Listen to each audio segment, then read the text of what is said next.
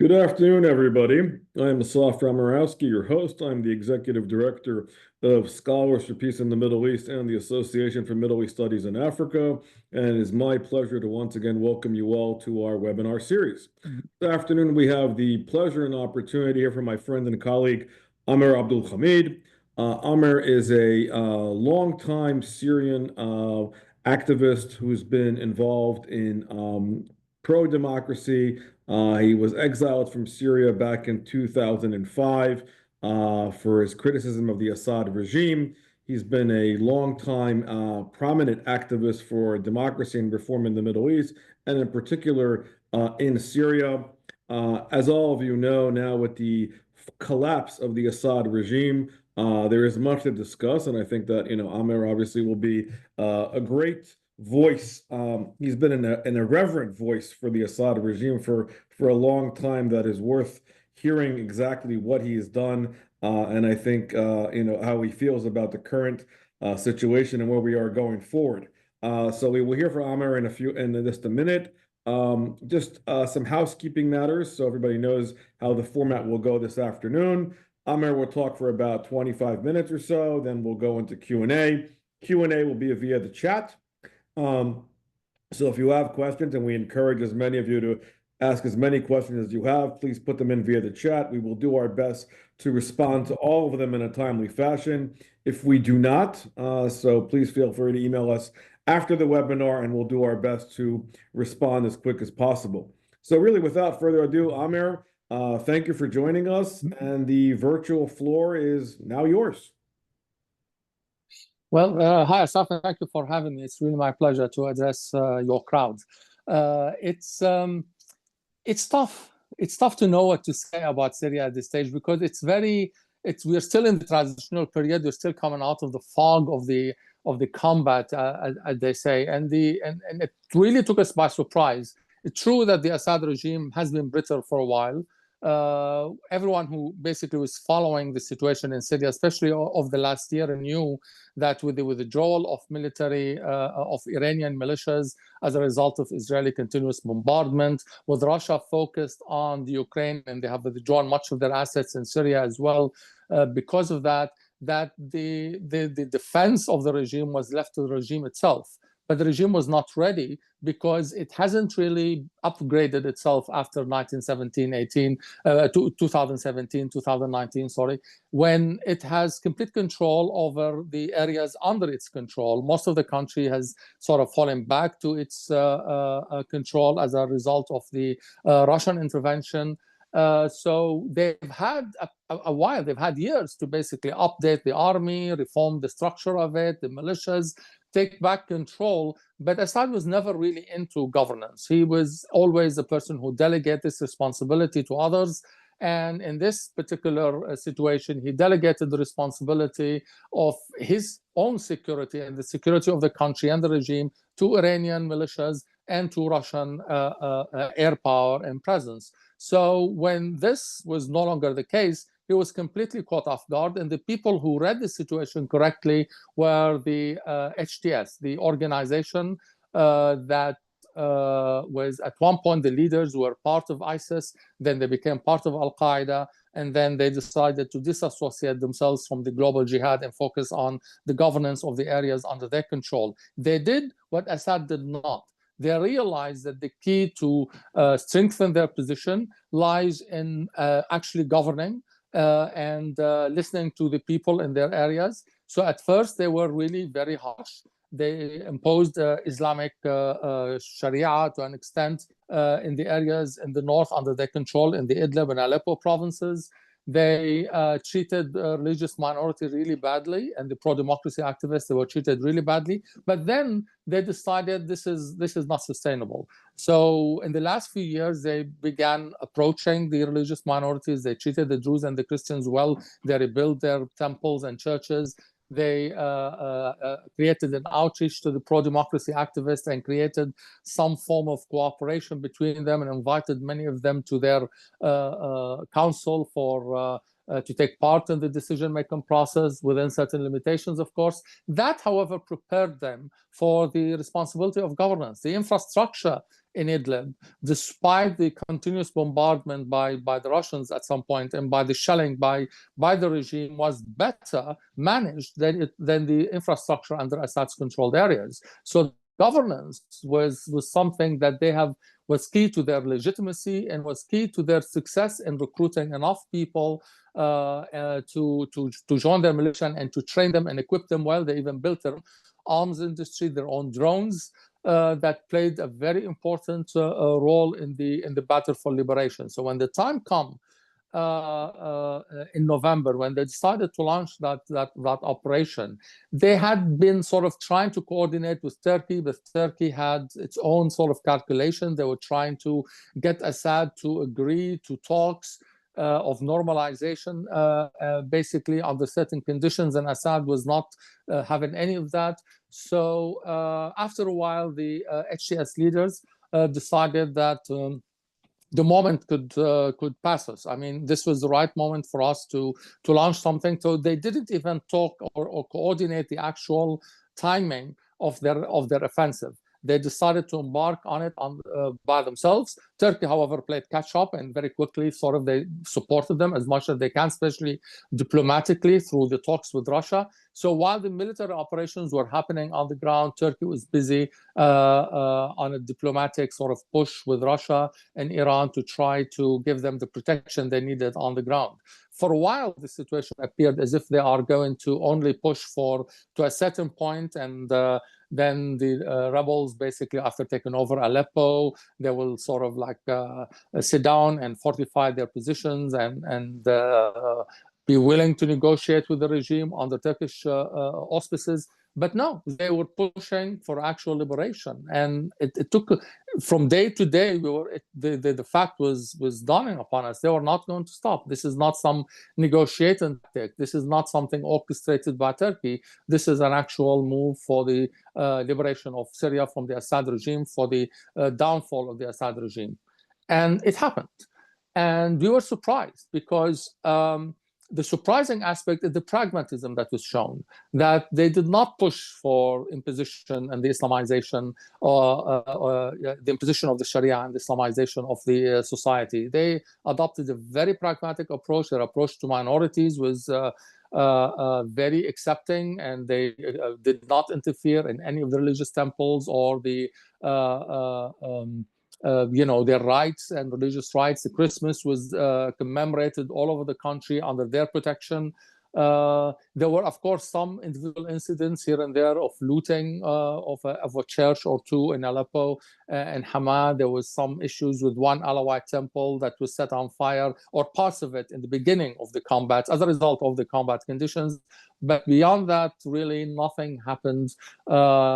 And there is sort of like this pragmatism of dealing with religious minorities that no one really expected, and immediate messages were sent to basically alleviate the concerns of everyone. There are still a lot of issues to be dealt with on this point, but they are doing a good job of managing the situation so far. There are fears by people who are secular-minded like me as to where this will go in due course, whether this pragmatism is real or it's just a tactic to gain time. So far, everything that's happening indicates that there is a serious commitment to a different governance style than the one that they followed in Idlib, where they had strict Islamic line. Here they are trying to realize that the country is diverse, that they have to deal with not simply ethnic diversity, but religious diversity, but they have to deal with political diversity. After all, we are a country that had viable and strong socialist parties and communist parties, and for a while liberal parties as well, and now everyone wants to be represented, and they have constituencies. So it's not that it's a foregone conclusion that every Sunni Muslim is going to be voting for HTS. This is something that they have to take under account. So they are still absorbing this reality and learning how to deal with it. Sometimes they have a misstep, like yesterday, for instance, when they announced that Ahmad al-Shara, the leader who used to be known as al-Jolani, who is was formerly affiliated with the Islamic State and Al-Qaeda, He's now the president of Syria. Now, everybody expected Ahmad al-Shara to be leading the transitional period that will last for 4 years, according to his own statements.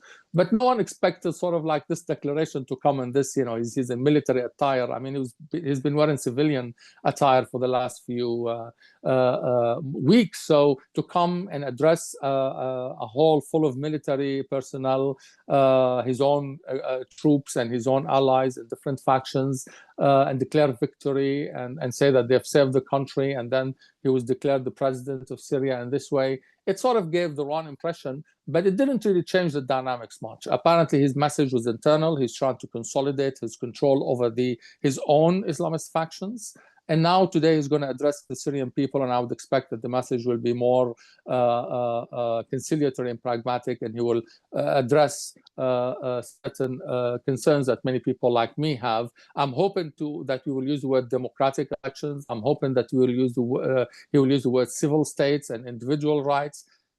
I have my doubts about it, but this is my hope. I hope he will use that, because then it will alleviate a lot of concerns. Oh, we're heading towards democratic rule. That's good, because many Islamists reject democracy. So if he said the word democracy, that does mean a lot. If he said individual rights, that also means a lot, because it means the right to dress however we want, to drink what we want, to pray or not to pray.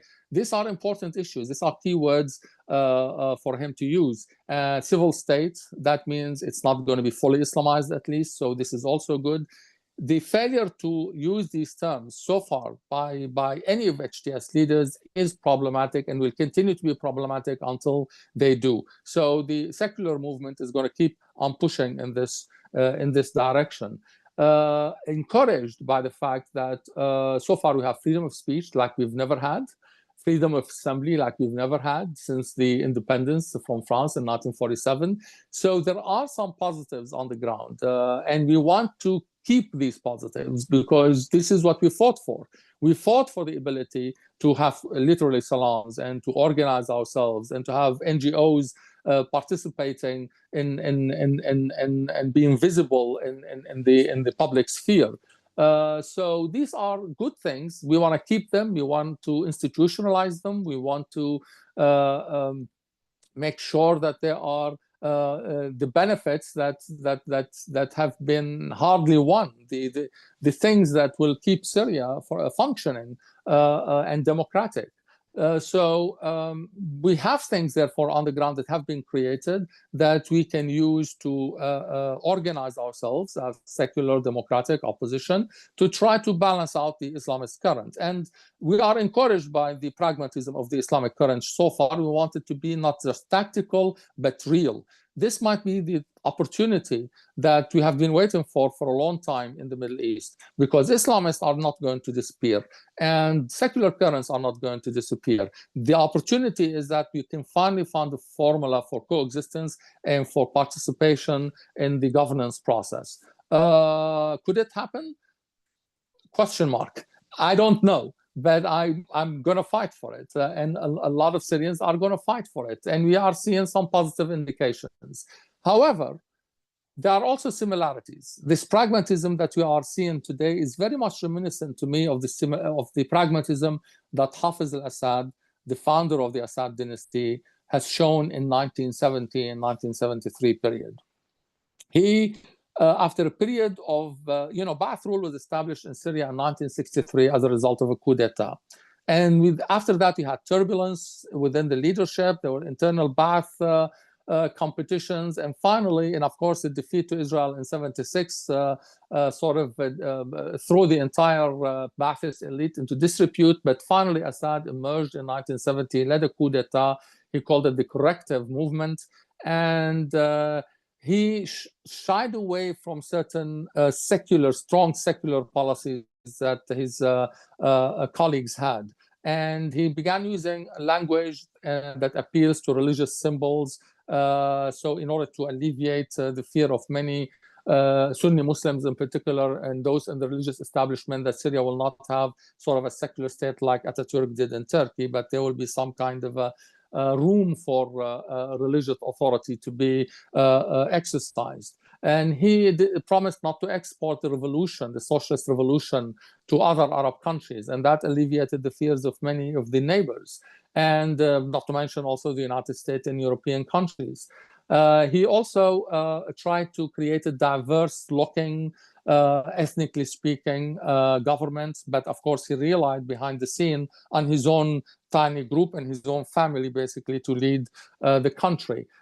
He instituted in 1973 a constitution that is very socialist in nature, and so he won. He's a socialist. The constitution was socialist. The Ba'ath Party, however, led in cooperation with the communists and some other factions of the socialist movement, the country by constitution. So now, if you look at what Ahmad al-Shara is doing, there are similarities. He is also being pragmatic. He is saying, I'm not going to export the revolution and join the global jihad, and my neighbors are not going to have any problems from me. I'm not going to allow Syria to be used as a base for any operations against them and their security. He is also trying to be pragmatic and appealing to the diaspora. He's trying to appeal to the religious communities from different denominations. He's trying to be not interfering in sort of the private life of citizens. So he is toning down the level of Islamism that we've seen in Idlib. He's also speaking of a constitution that will be established in 3 years.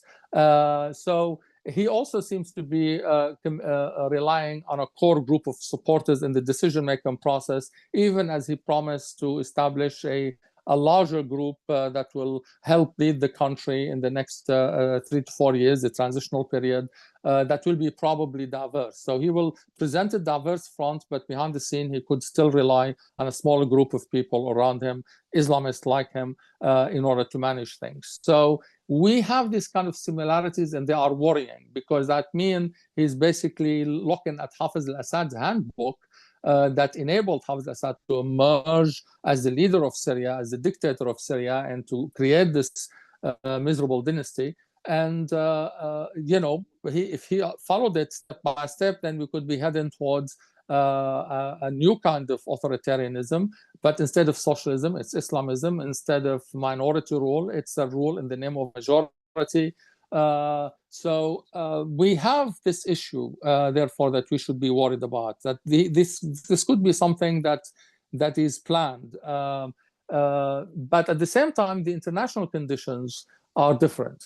We have a country that's completely devastated, and that the economy is devastated, that they need a lot of support for reconstruction, not for a year or 2 or 3, but for a decade or 2 decades and 3 decades before we are really back on our foot and capable of having a normal country. So for this, he needs investment. He needs investments from Saudi, United Arab Emirates, Turkey, Qatar, United States, Europe. He needs everyone to basically, the entire international community, to help the country to stand back up on its feet. So for this reason, and we have a chance to basically influence decision-making process, because the international community is not going to support an Islamist state that is very radical, a Sunni version of Iran, for instance, or something along these lines, or a new Taliban but less Talibanesque. It's that's not what's on the agenda. And I think a lot of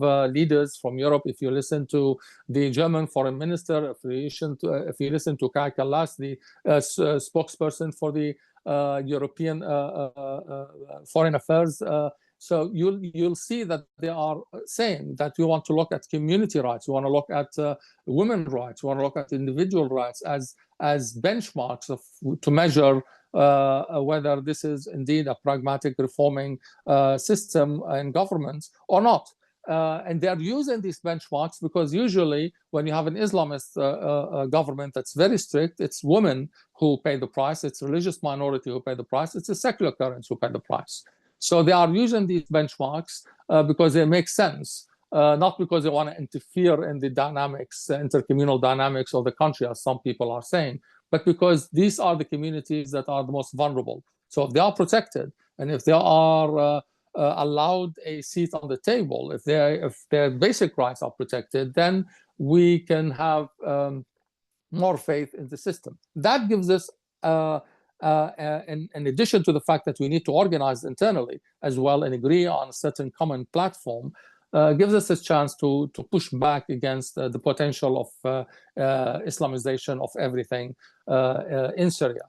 So we have an interesting 4 years ahead.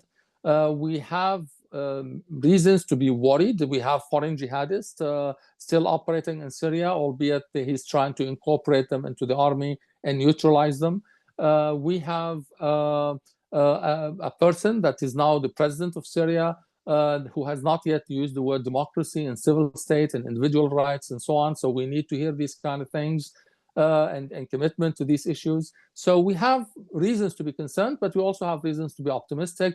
The pragmatism is real. The religious communities are being protected. We have more freedom of speech than we've had in decades. We have the freedom of assembly. And these are important issues for us to be able to come together and build something. And criticism, whenever there is criticism of any movement or any decision by the caretaker government, it's immediately actually, we can see a response, and there is a clarification, a statement clarifying the position. So there is a responsiveness that we are seeing in the way they're handling their affairs that makes us, optimistic. It allows room for optimism. I have been observing this from afar, like everyone else. But next month, in March, I'm going to Syria. I'm going to see for myself what the conditions are like, and test the waters. I'm known as a very secular-minded person to a lot of people within the opposition and the current leadership of Syria, and I'm going to be outspoken. I have published things since in Arabic and English since the collapse of the regime, made my point of view very clear. So they know what they're getting. I'm not a big deal, but I'm just a person who has very strong opinions and very vocal about them. I'm going to see and test the waters, and I'm willing to cooperate with an Islamist movement. I've always said that we need to find a way to create cooperation, because none of us, neither the secularists nor the Islamists, are going to disappear from the ground. Decades and decades of conflicts have proven that the resilience of both sides. Islamists might have the upper hand in terms of the combat and training and their commitment to violent action and jihad, but secularists are also there simply by the thought that there are a lot of people who still don't want to be ruled by Sharia, who may not necessarily agree 100% on a plan of action and a political platform, but they agree that going back in time is not the solution for our problems. They might be conservative. Some of the secular movements are conservative socially, but they still prefer to have control over the decision-making process rather than allow an Islamic state to interfere in their way of life and how they do things. So we do have a constituency. We do have religious minorities who want secularism for their own protection. We do have the Kurds in Syria who, for the most part, even though the majority of them are Sunni Muslims, but the reality is they are very secular oriented, and most of the viable political parties within the Kurdish movement are committed strongly to secularism. So we do have a constituency on the ground between the Druze, the Alawite, the Christians, the Kurds, and the secular Sunnis that could rival in the free elections, democratic elections, the hold of Islamist power. If not in the immediate aftermath of the regime fall, then down the road, if we have commitment to genuine elections and democratic principles. So that's why we need to push right now for these principles to be incorporated and enshrined in a constitution. That's why we need to come together as communities and coordinate our actions and agree on a common and joint platform for action. So it's important for me to go to Syria and see what's happening along these lines. And hopefully, I mean, we do have time, but at the same time, we cannot waste the time we have. So there is room for optimism because there is room for maneuver, there is room for action. We have freedoms that we've never had in a long time. And there is reason to be concerned because of the nature of the leaders that have managed to impose themselves on the scene. So guardedly optimistic, trust but verify. This is the two sort of mottos we have to keep in our mind as we keep watching what's happening in Syria, and we keep trying to influence the political outcomes in a way that will be accommodating to the aspiration of the pro-democratic forces in the country. I'll stop here, and I'll be willing to field your questions. Wonderful. Thank you. Thank you, Ammar, for that. That's for your very erudite and obviously optimistic perspective on all of this, which obviously there's a lot to discuss and tackle here. Before we go to the audience, let me you know, I know Alex has a question as well, but let me start us off with a first question. So obviously the internal dynamics are obviously, you know, are important, and you've described, you know, the positivity of what's going on. Taking out a little bit of a more regional standpoint, you know, and as a result of the war that's going on in Gaza and the influence of Iran, what are your thoughts on how all of that is playing into, on the one hand, dealing with the Iranian influence that was very, you know, heavy when it comes to the Syrian regime, and obviously and the Assad regime, and making sure that, you know, curtailing that. And on the other hand, on the Israeli border, obviously we saw now calls for, you know, that the fact that the 74 agreement is going to be reinforced. But what does all of that mean that you're hearing in-house from your sources as far as the respect to that? And is there a concern, obviously, on the Israeli side, you know, whether or not, you know, now we have a Sunni Islamist regime, is there going to be replacement basically with one with the next, and how that plays out into that war and the larger kind of multi-front war with Iran that has been happening in the region? Yes. In many ways, what's happened in Syria, this whole liberation thing, would never have been possible at this stage had it not been for, as I said earlier, that the Iranians been forced out of the country as a result of Israeli bombing, and the Russians basically decided to leave and focus on Ukraine. They still had power. They still had enough to sort of, I mean, they could have, if they had the political will to keep bombing, they might have delayed the attack, but it's the rapid collapse of the Assad armies that told them, you know, they cannot keep betting on Assad, and that they don't have enough time to put in troops back in Syria to stabilize the situation. So we have this thing that was happening. Now, in a sense, it's very strange. Had October 7 never happened, would Syria be free today? Do we owe a thank you to Sinwar? I don't know. I wouldn't put it, you know, I wouldn't want to thank a terrorist, or, but at the same time, there are terrorists right now leading us, so we owe them thank you somehow. It's a very strange geopolitical dynamic that have that have taken place since October 7, and we really need to take some time and to study it and see how this whole thing sort of evolved and what we could learn from it in terms of security, in terms of political alliances and coalitions. But we are faced with this right now, like it or not, in the region, whether you are Israel or Egypt or UAE, you're afraid of Islamists, whatever, you have an Islamist government right now in Syria. And in many ways, your actions, especially in this case Israel, have contributed to their rise. This was an unintended consequences, perhaps from an Israeli perspective, but they are there, and they are pragmatist.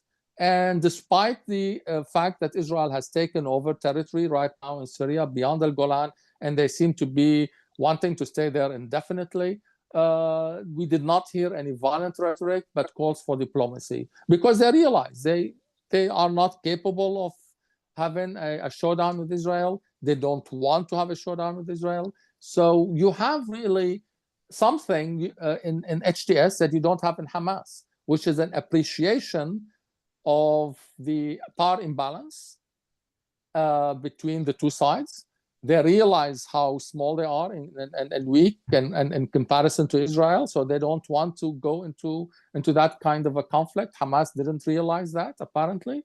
And they also are focused on governance. They really want to govern Syria. They don't want to die anymore. 14 years of warfare and misery was enough. And for them, ideologically speaking, they have been disassociating themselves from the ideology of global jihad for years. And there are security reports, intelligence reports that indicate that they are indeed, that the severance of ties with Al-Qaeda and ISIS is real. They have fought against, in fact, Al-Qaeda branch in Syria and destroyed it. They fought in their areas of control against ISIS and they defeated them. And they are now fighting again against ISIS. And they're cooperating, exchanging security information with the US in this regard. So the US, in fact, shared the information with them and thwarted a couple of ISIS attempts in Damascus. So this kind of pragmatism, therefore, and this focus on Syrian internal governance and this focus on diplomacy and this realism, the fact that they did not allow ideology and wishful thinking to blind them as to the realities on the ground and to the power balances in the region, all this indicate that we have a group that we can deal with. And I think if an Israeli leader or an Egyptian or UAE, because they have similar concerns about Islamists, I think I will give HTS a chance. I think I will approach them. I think I will find a way to engage them rather than sort of completely say this is completely unacceptable. I think there is also a possibility, and even before this, from the beginning of the Syrian revolution, Islamists have shown a willingness to send messages to Israel to say, look, a change in Syria is not going to mean war or any kind of showdown with Israel. I remember I personally was involved in bringing in members of the Syrian opposition who represented the Muslim Brotherhood to Syria to meet with a variety of people here. And they ended up sending and making it very clear that they are interested in change in Syria and governance in Syria in partnership with the secular opposition forces, and that they are not going to, go ahead and jumpstart some jihad against Israel or any of their neighbors. So from the very beginning, this was a Syria-oriented movement. And the fact that the Islamists have played a role from the very beginning was coupled with messages sent by this Islamic movement, the Muslim Brotherhood at the time, now HTS, trying to say that we are definitely focused on Syria and not interested in sort of playing a game with the larger Middle East. HTS have more reasons to say that than the Muslim Brotherhood, because HTS is not a branch of anything now. It's really a completely indigenous movement that was created during the revolution, severed ties with all of the global jihads. Even the global jihadist movement, the foreign fighters under it are under instructions to act according to certain priorities established by the HTS. And they are not ideologically connected branch like the Muslim Brotherhood. They don't have branches in different parts of the world, whatever. They are Syrian, focused on Syria, immersed in Syria, and expect to have a Syria first agenda, as the foreign minister said laughingly when he was talking with in Davos, basically, when he compared it to Trump. He said Trump has America first, we have a Syria first agenda. And for very practical reasons, of course. So we have people who are realists and who are pragmatists. And this is a good combination to have in leaders in the Middle East. And that means, and they are aware of their size, they are aware of their potential, they are aware of their capacity. They are not going to allow ideology and wishful thinking to blind them to these facts and encourage them to undertake endeavors for which they are not ready. And that could have dire consequences. So this spirit actually creates room for maneuver. I think if I were in Israel, I will find an interlocutor that can basically carry out messages, and perhaps some reassurances can be given, allowing in due course, we know that it's not going to happen in a month or so, but in due course for these new territories to be sort of evacuated and for the borders to be finalized, for the 1974 agreement to be once again enforced and in place. So I think there is room for that, and I think there is genuine interest for that among the leaders. When they are saying they don't want trouble and they are committed to securing their borders and to 1974 armistice, they are in fact being very, very honest in this regard. This is a movement that have shown itself to be interested only in Syrian affairs and in governance in Syria, and not in any ideological showdowns that they are not ready for and will never be ready for, considering how the level of destruction that's happening and how long it will take to rebuild a viable state in Syria. Great, thank you for that. Before we go to the audience, Alex, I'll let you ask your question. Sure, I have many questions. First, thanks very much for a very stimulating, comprehensive presentation and a very helpful one. And it's good to have hope on days like this. I guess I have many questions. I'll stick with one to start, and that has to do with Turkish political and possibly territorial aspirations regarding Syria. Turkey has been a major backer of HTS, other factions, but Turkey also has aspirations to lead the Islamic world as a whole. It has revanchist territorial interests in reclaiming former Ottoman territories. Erdogan has his own Ottomanist, neo-Ottomanist kind of perspective. Where do you see that going? I think if or had this liberation been led by SNA, the Syrian National Army that was formed by Turkey, made up of Syrian officers and militias, and the people who were forced to immigrate to Turkey, and then Turkey pressed them into service in these militias. Had they won the battle, then I would say Turkey has taken over Syria. But it's HTS, and HTS always had some level of coordination with Turkish intelligence for sure, but they've also maintained a certain autonomy. And they're jealous about that. And I think it's the fact that they came out of an ideological background that kept metamorphosing, sort of gave them this jealousy of their own autonomy.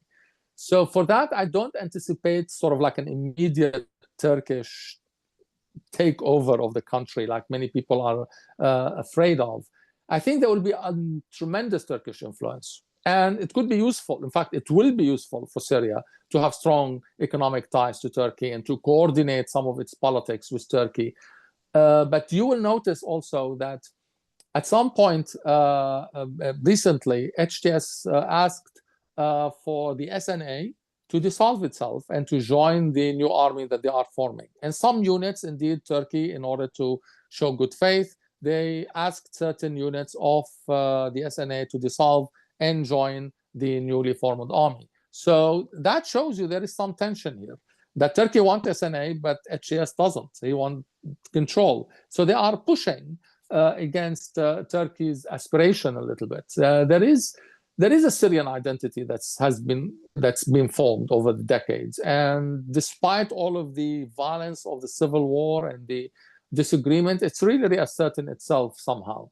The rejection of federation and the federal consideration with Turkey, with the Kurds in Syria, is reflective of that in many ways. It's they don't want to see a weak state or a state that could collapse or be in confrontation with Turkey. It's not just Turkey that's having this red line on the Kurdish issue. It's also the Arab component represented by HTS that doesn't want to give too much to the Kurds. I mean, they're willing to give linguistic rights and cultural rights and a decentralized administration, but not on the level that of an entire huge region being granted autonomy, because they realize that if that happens, it means the state has been weakened practically because of the aspiration of the Kurds and the situation with Turkey and the resources that they would lose access to, etc. So that kind of attitude, I think, is pretty indicative of a people who want to have their cake. They are not going to just give it to Turkey. They are not going to surrender it. But Turkey will have a lot of influence. The pushback will be limited, of course, because I mean, it's there, but at the same time, let's be real, they need Turkey. They need the funding from Turkey. But then most of the funding will also be coming from Qatar and not Turkey. You will find out, however, that the first visit that Ahmed al-Shara is going to take as president will be to Saudi Arabia. They received the Qatari prince today in Syria. They received Fidan, the Turkish head of security in Syria. They will meet at one point, of course, with Erdogan. And it's going to be an interesting meeting to see. But they are going in their first official trip to Saudi. Because Saudi is not Qatar and Turkey, and Saudi want influence inside Syria. If they can bring in Saudi Arabia to invest, then they can use that in order to balance the Turkish influence. So they are smart, are trying to play a smart game. And that's why they want the UAE also to come. And they're sending so many reassuring messages to the UAE, because the more powers are invested, the regional powers are invested in Syria, you can balance then the Turkish and to an extent Qatari influence, and therefore regain the sovereignty step by step that you are trying to, that you used to have by playing these different regions and powers, not against each other, but balance them out, balance their interests inside the country. So Turkey will have an influence, in short, but there is no desire on part of HTS leaders to simply say, we are now a Turkish province. So you've heard some rhetoric about Aleppo being a province of Turkey, echoed by some Turkish officials, and you've heard about, Syria being an extension of the Ottoman Empire and all of that. But HTS leaders are not very happy with that. And a lot of Syrians are not very happy with that. They want good relations with Turkey, economic cooperation, but at the same time, they do want to regain the sovereignty of the country and protect that. So a form of Syrian identity is asserting itself and will reassert itself given the chance.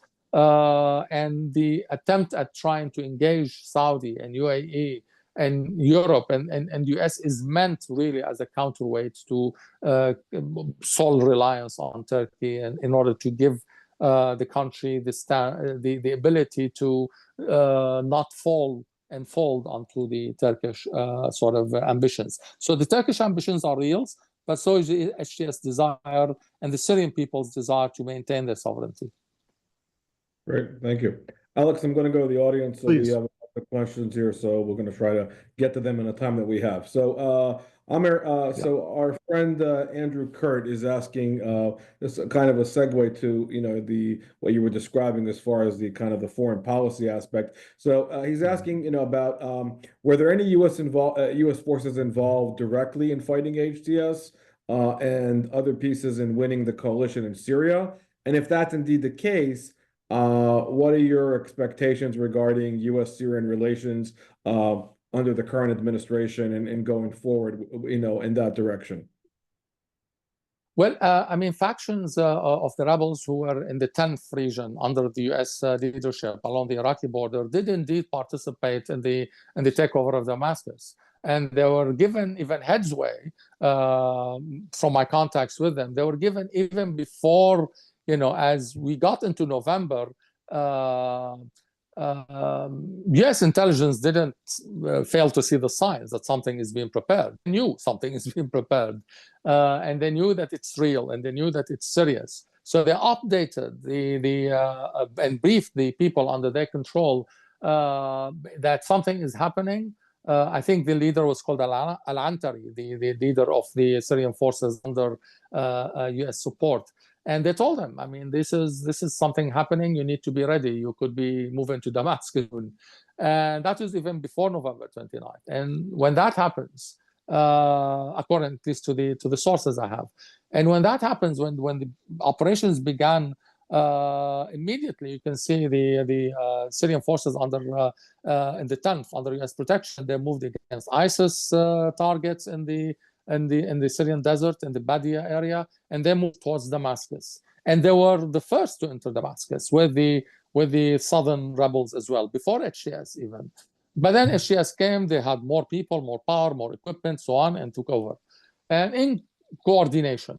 And Al-Antari was there yesterday when Al-Shara gave his victory speech and was announced the president of Syria. He was there, he was one of the people present. So there is no fiction. And there is, as I said earlier, the US shared intelligence with HTS leaders regarding ISIS cells that wanted to carry out terrorist attacks against a Shia shrine in Syria and against the church. And they were stopped.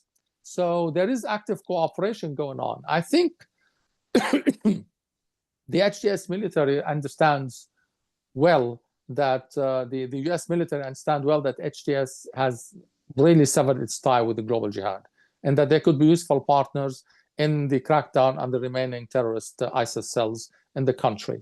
They can see that something can be worked out, perhaps between HTS and the Kurdish forces, SDF. I think they'd want to see that through. I think the US, from a military perspective and security perspective, is interested in a stable, secure Syria. And at this stage, this means HTS leading and cooperating with SDF and sort of taking over a charge of the country, and given the country one address that the US can sort of talk to, and making sure that everyone in the country is secure. So the US doesn't seem to have the kind of fears that Israel has. Israel refuses to believe that this is a pragmatic group that we can work with. And I can understand. I mean, I share many of the doubts about the different possibilities, but I cannot belie what I'm seeing at the same time. The evidence over the last few weeks have been pointed out towards an internally focused group interested in security. And I think what the US can do is keep doing the trust but verify game. Keep it's sort of like appeasement, de-radicalization through continuous engagement, rather than simply give ultimatum, do this and do that and stay away. We'll lift sanction if you do this. Keep sending people, talk to them, keep engaging them, because this continuous engagement is in fact could be far more effective in de-radicalizing HTS and moving them further and further into a pragmatic role than simply just giving instructions from outside. So I'm hoping, and I can see Marco Rubio, in fact, being in this camp where he realized that continuous engagement and sending messages and signals and sort of doing every 6 months, basically, giving exemptions to humanitarian aid and doing more things to sort of lift the sanctions on Syria. I think there is a wisdom beyond this, and I think that this could indeed have much better result than just get ultimatum from outside. So I'm hoping the US will go in that direction, conditional sort of engagement, because this will also help a lot of appease the fears of a lot of religious minorities. If they see that HTS, which is very strange, it might be counterintuitive here. If HTS is not legitimated completely by the international community within a certain period of time, then minorities will feel that they are being left to their own devices vis-a-vis HTS, and that will make them more and more afraid, and therefore more and more susceptible to either emigrate or to do some nihilistic activity and nihilistic resistance that will make HTS respond with more force than necessary. So the stabilization of the country really requires the stabilization of the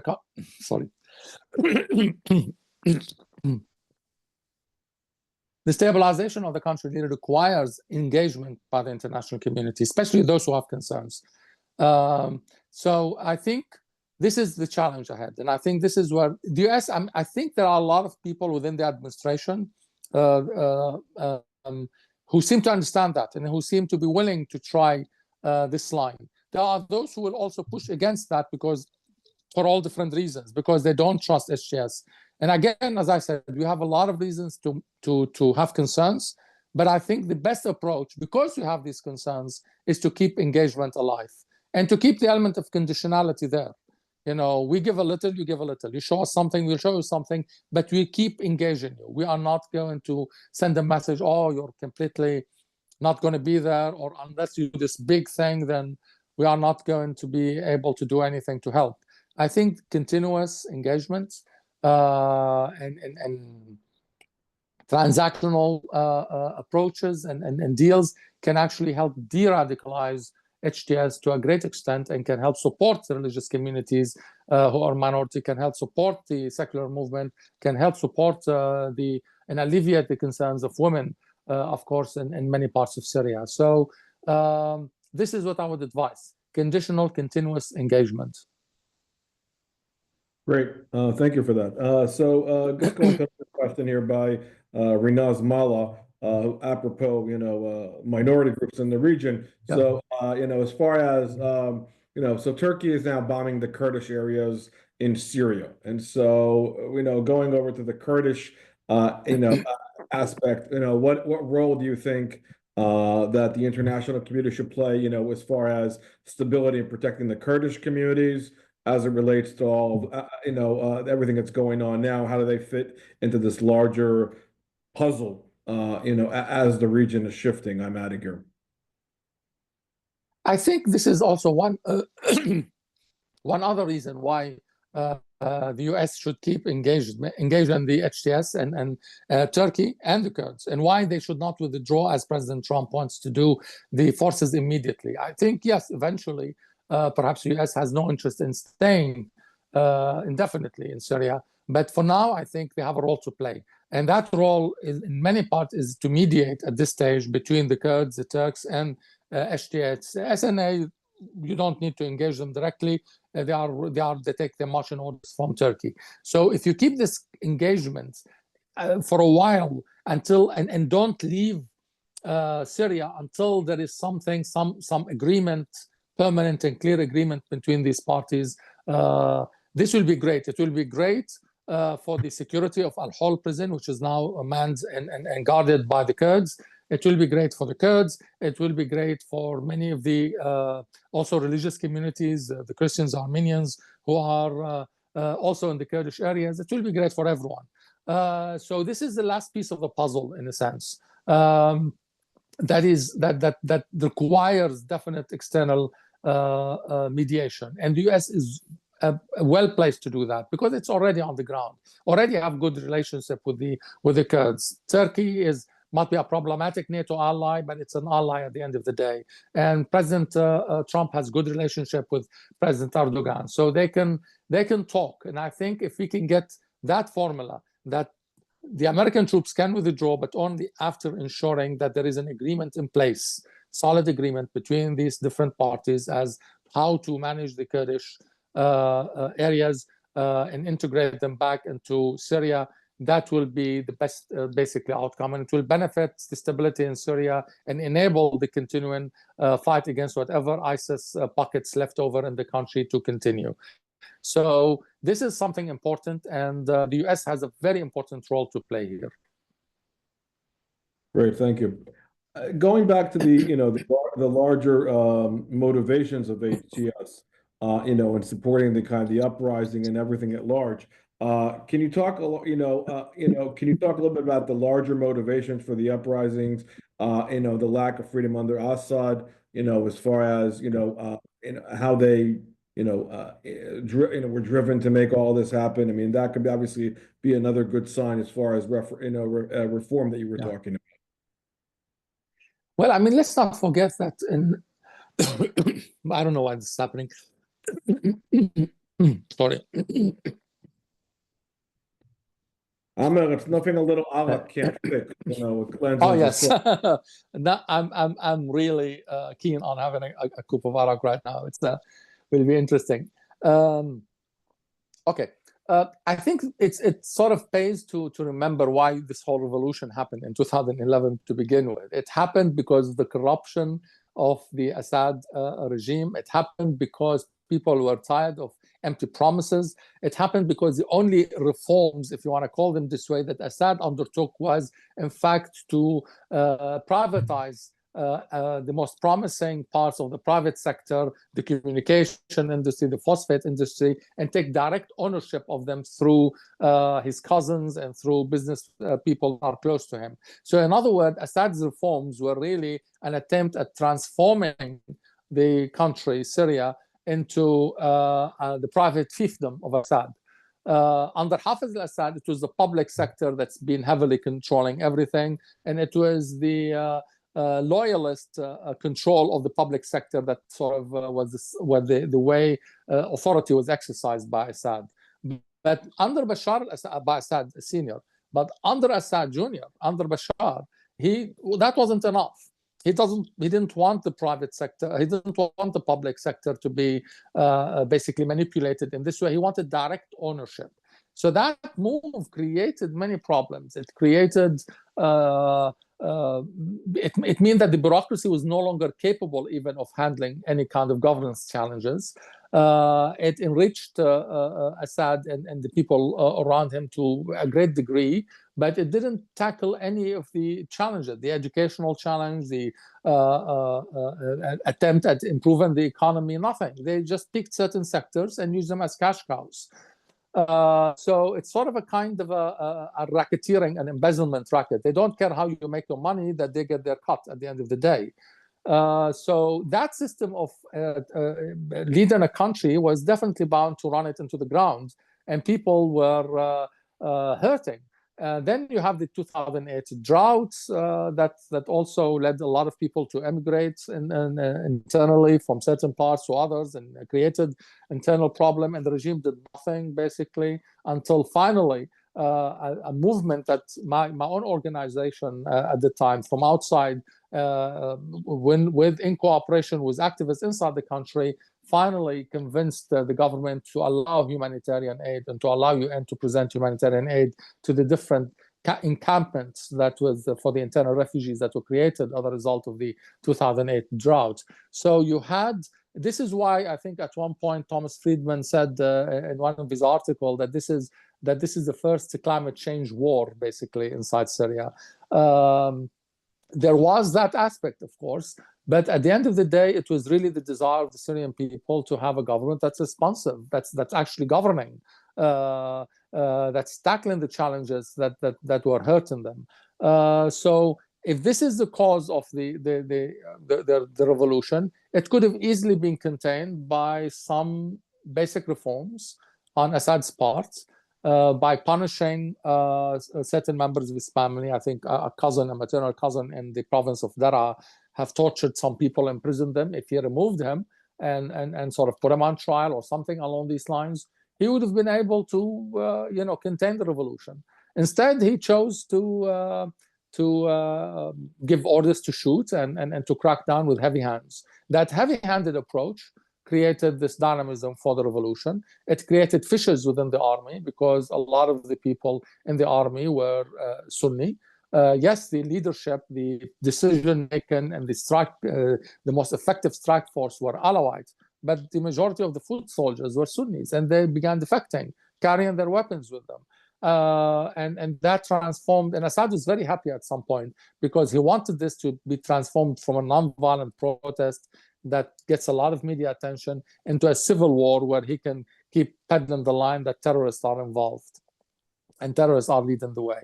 So when this happened, he increased the crackdown, asked for Iran help, Russia interfered, and but at the same time that created even more resentment among the people, and it pushed them also to be radical. So, and Assad played a role in this because when in 2011 he released prisoners in response to the demands of the protesters, he released Islamists as well. No one was asking for the jihadists to be released, but he released them, and they began organizing along jihadi lines. So, in due course, funding from Qatar, from Saudi, from a variety of sources facilitated by Turkey, began pouring into the country to the jihadi groups.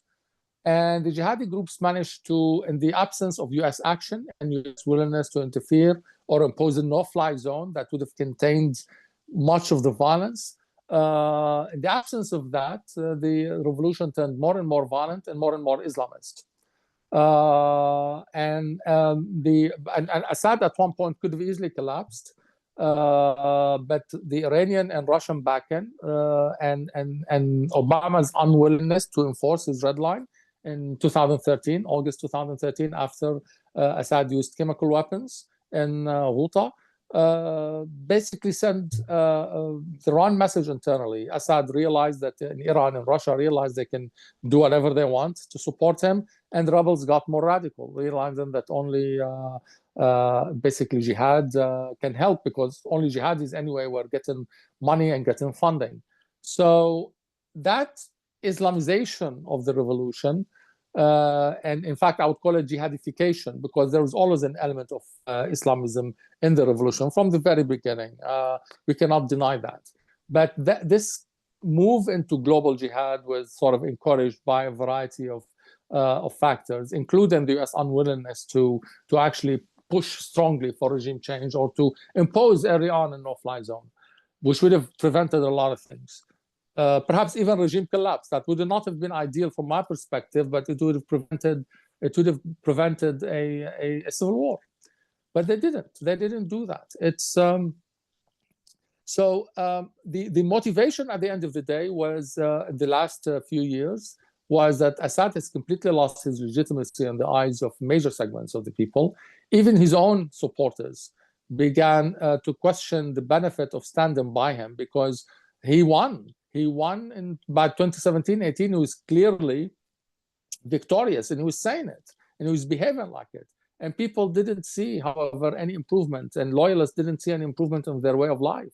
He only rewarded the top people, but the people at the bottom, the foot soldiers, the people who fought for him, their families, they were not getting anything. Their life was miserable. So and they can see how cut off from reality he is. So at the end of the day, when the operations, when HTS launched their operation, the soldiers were not willing to fight anymore. They were not willing to risk their lives. They're not willing to die. They haven't been paid in a while. And even with pay, they were making ends meet barely. So they had no reason to fight and die. A revolution that began for basic rights became sort of like a fight of either us or them under HTS.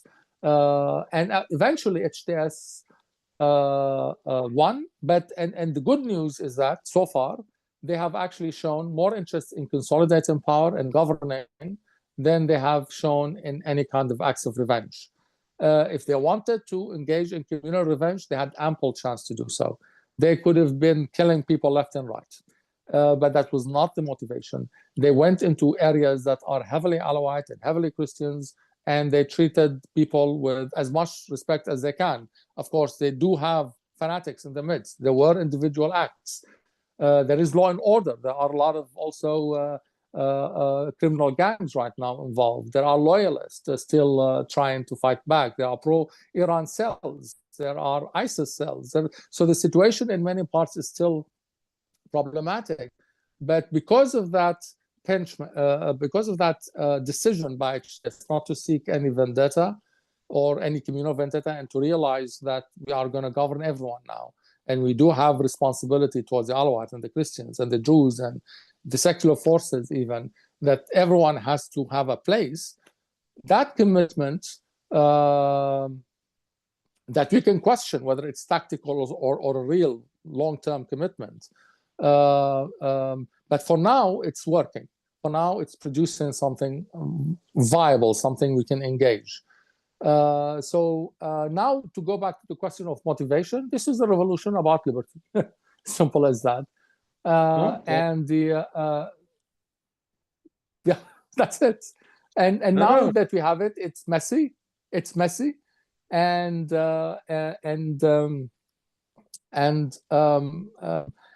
It's not clear yet whether we are going to have everything we want. But at the same time, judging by the culture in our part of the world, this was never going to be a Jeffersonian democracy. I mean, in a year or 2 or 10, this building a Jeffersonian democracy, building a classical liberal democracy. This is a struggle that's generational. We need also to create a mindset. We need education. But this is a good step. Even if we went through a period of Islamism, believe me, even if they turned fully Islamist on us, and we ended up moving from socialist oppression to an Islamist oppression, it's a good test, in my opinion. It's a good step because we needed to see. We have ideologies that were already delegitimized because of how Assad has used them. And now we might need Islamism to be delegitimized as well if HTS ended up going in a radical direction. People need to see with their own eyes. No, agreed. I mean, look, and again, just keeping an eye on the clock here, but I think that, what I appreciate the optimism, and obviously we need hope these days for change and reform. Look, I am optimism, but I'm not naive. In a sense, I know that what we are dealing with right now is really not what we expected. And I know that, having an Islamist organization that was at one point affiliated with Al-Qaeda and before that ISIS raises a lot of questions and concerns. But at the same time, this is the reality that we have to deal with now. So when I look at it and examine it, and I see some areas where engagement is possible and areas where pushback is being heeded, and, they are giving us the ground when we are criticizing, I'll say, okay, fine, let's deal with that, because plunging the country back into conflict is not going to solve anything. It's only going to create even more radical elements. So at the end of the day, one major obstacle was removed, Assad, and now we have to deal with issues that we were not able to deal with when he was alive, when he was in charge, in power. Under Assad, it's like continuous dying, but without dying and without living. It's agony.